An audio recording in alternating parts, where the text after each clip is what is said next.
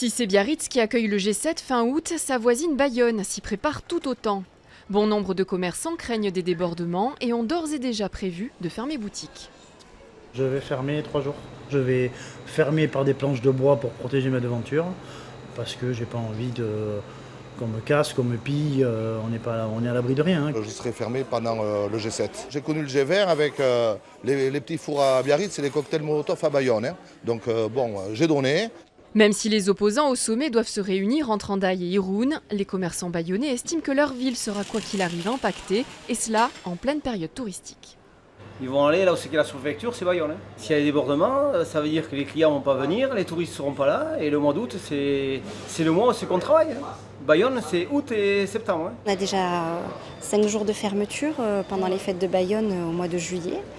Donc là, plus une fermeture au mois d'août, c'est pas simple à gérer. Bayonne compte 1500 commerces et entreprises en rez-de-chaussée. L'office de commerce leur préconise de bien vérifier leur contrat d'assurance et d'être en mesure de sécuriser leur boutique rapidement en cas de problème.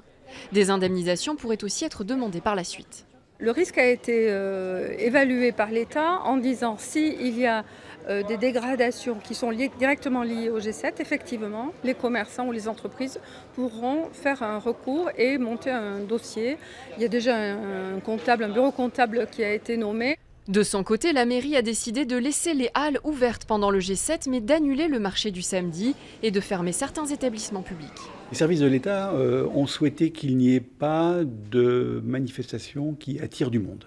Voilà, ils souhaitent effectivement pouvoir œuvrer plus facilement en l'absence d'un nombre public. Nous fermons notre médiathèque et nous fermons la piscine de Loga, ainsi que le Didam. La ville organise une nouvelle réunion d'information pour les commerçants bayonnais le 2 août prochain.